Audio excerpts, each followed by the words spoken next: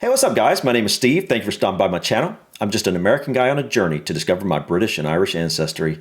Today, we're going to be reacting to 10 common British slang expressions and phrases. I'm not sure how many British slang terms I've heard before, but probably not a lot. I'm sure I've seen some in movies and music, but overall, I don't think I could give you any British slang off the top of my head. So this should be interesting. Let's go ahead and check it out.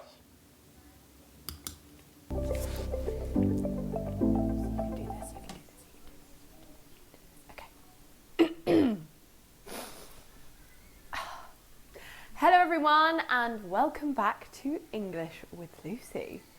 I have a cold in, oh my god, it's September. I thought it was August.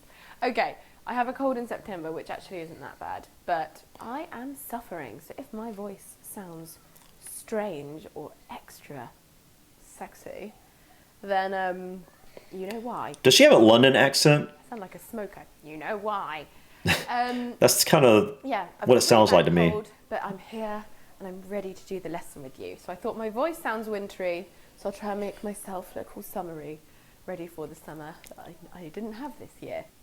Today, I thought I would do a video about some British slang phrases, expressions and idioms. So today I'm going to give you a lovely long list of the phrases that I've thought of recently.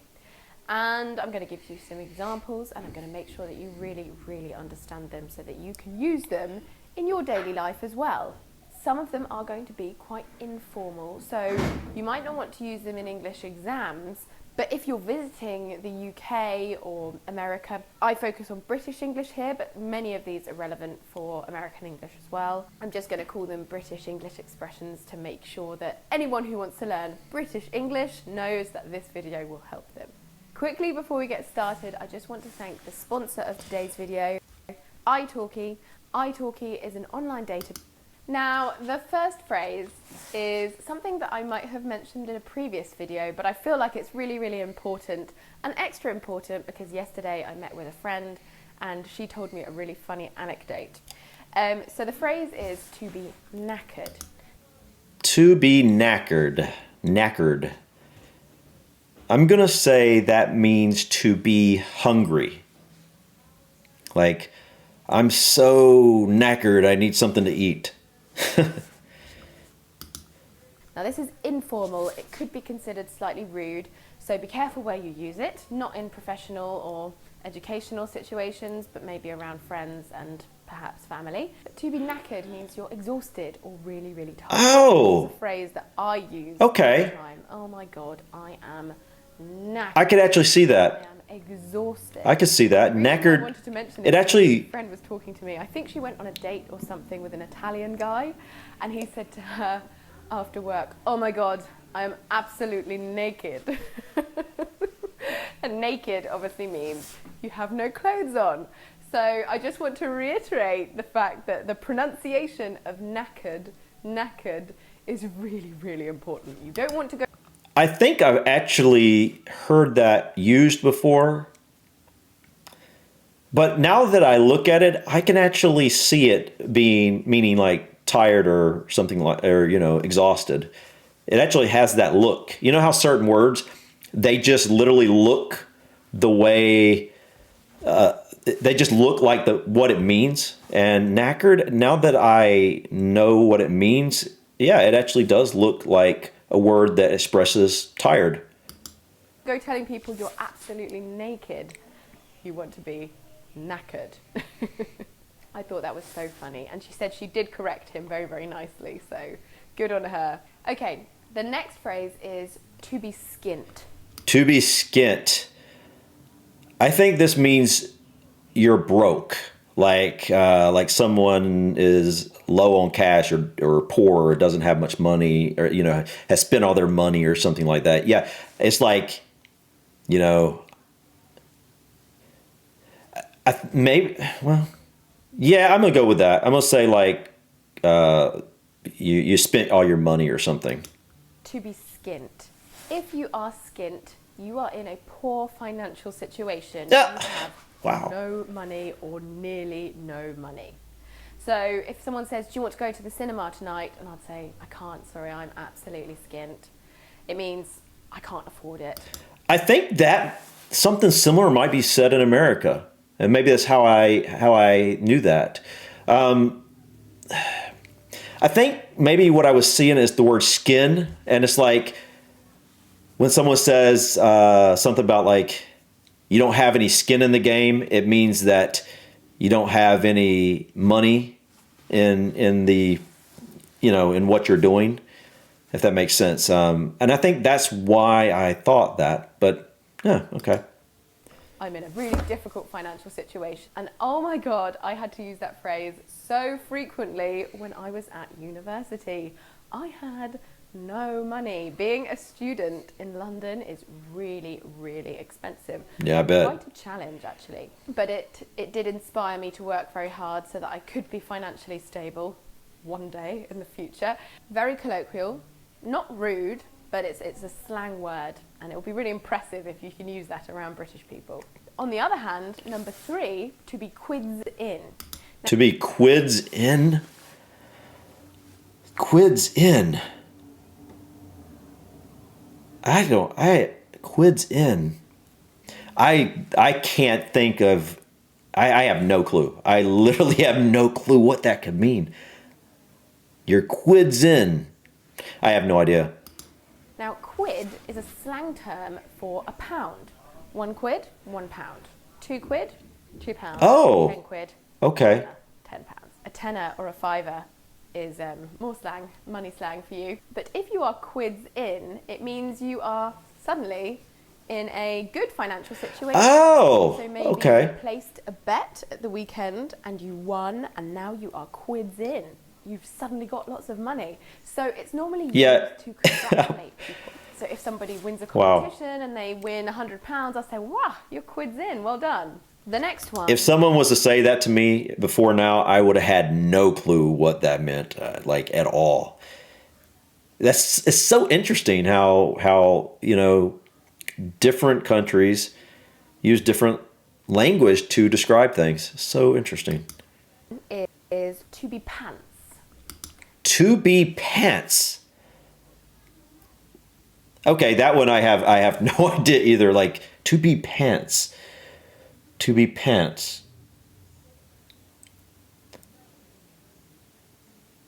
I literally I don't even have a clue what that would mean.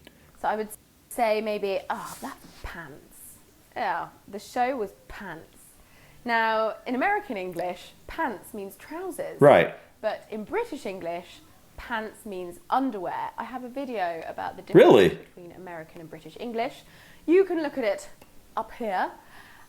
Oh, that's the watch I lost. Hopefully next hour it will do that again so I can find it.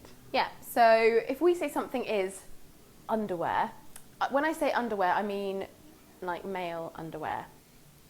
I mean like boxers or briefs, normally male, but sometimes female, bottom half underwear. Right. So if I'm saying something is pants, it means it's rubbish. Really, really bad. No, okay. So it's quite a good way had no of idea. saying that you didn't like something in a kind of jovial sort of way. It's not very harsh, but then again, if somebody called my videos pants, I'd be a bit upset. Okay, so basically if I watched a movie and I didn't like that movie, it'd be like, that movie was pants. Yeah, I would know. I had no clue because I had no clue over in the UK, people didn't describe trousers as pants. I don't know. That literally, I just used the word trouser, and that literally may be the first time I've ever used that word before. I don't know if I've ever used that word before. It's so interesting. Yeah, I always call, I guess, what are known as trousers pants. Pants or jeans or, wow, okay. And rubbish, I knew that was a word that was used in the UK to describe something that was not good or bad or whatever. But I've also never used that word. I don't think I've ever used that word. I think I've used like, yeah, that I didn't like that show or something like that would be all. I don't know. That's so weird. That's so weird. I'd be a bit upset. A lot of work goes into them. I don't expect everyone to like my videos, but At least appreciate the effort. Yeah. So it's not so modern. It has been used for many years. So don't expect to be all down with the kids. Down with the kids is to be young and modern by using to be pants, but it's a good phrase that you will hear fairly frequently in the UK. Good to know. Now, the next one is actually a phrasal verb, but it's a slang phrasal verb. So if you didn't think that phrasal verbs could get I have no idea what that means. they can. We have slang phrasal verbs. And this phrasal verb is to swear down. To swear down. I'm guessing what I'm about to say is probably wrong, but the obvious thing to me, if somebody told me that, would be like someone's cussing or cursing a lot or saying a lot of swear words, and then you're like, swear down to like get them to stop doing that because there's a bunch of kids around or something. I don't know. That's literally the only thing I can think of when it comes to that. To swear down. If I say, I swear down I did not eat your last pizza slice. Oh. I swear on my heart, I promise you. Oh, okay. Life that I did not do that. Okay, so it's basically a longer way of saying I swear. I swear. Okay. I swear down. The next phrase. Yeah, I think in America, or at least where I'm from, generally it would just be like, I swear I didn't do that. I swear I didn't eat that cookie or whatever. So it's just basically you add the word down to it. It kind of down signifies a little more strength behind the swear, like I swear, instead of I swear. I swear down. Okay, cool. This is to get one's knickers in a twist. To get one's knickers in a twist. Okay, I think this is a different version of Americans would say, don't get your panties in a wad. Yeah, it's kind of weird to say that. But yeah, that's kind of like what, I don't think I've ever used that phrase before, but I've heard that phrase said to other people. Don't get your panties in a wad. If someone's like being, how do you phrase that? Like someone's being aggravating, or like they're just being hard to get along with or something like that, or they're complaining a lot about something, and someone would say, don't get your panties in a wad, So maybe that's what that is. So if I say to somebody, don't get your knickers in a twist, it's normally aimed at females. It means don't get flustered, don't get agitated. Okay. It's something that happens to all of us. I can't find my phone. It's the same thing. Yeah, That's what I thought it was. I can't find my phone and I need to leave and I'm getting in a flap. I'm getting flustered, agitated, I'm fussing. Right. My boyfriend might say to me, don't get your knickers in a twist, Lucy, just calm down. Flabbergasted, that's the word I was looking for. The Americans might say, don't get your panties in a bunch. Don't get your panties in a wad, yeah. If there are any Americans watching this, can you say that for me? Yeah, that's it. I've seen it online, I have researched it, but I've never heard an American say it. Right, so this is normally said to females, because obviously we wear knickers. Knickers? But when it's said to males, it can be slightly more offensive, although it can be offensive to women, depending on how you say it. But sometimes it's just affectionate. But if you say it to a man, it can be used to imply a femininity if you know that the implication okay, I can see. The man is going to annoy him. Right. So yeah. Right. If you were to tell a man here in America, don't get your panties in a wad, it'd be like kind of feminizing him a little bit because men don't wear panties generally. So knickers, that is I guess that's a term for female panties. I think that's what it's got to be what she's implying, because it's the same thing as the other version that's said in the U.S. Try not to use it in a patronizing way. The next one, to throw a spanner in the works. Okay, to throw a spanner in the works. I'm going to say this would be like Americans saying to throw a wrench in the plans, or a wrench was thrown in the plan, or whatever. It's like you're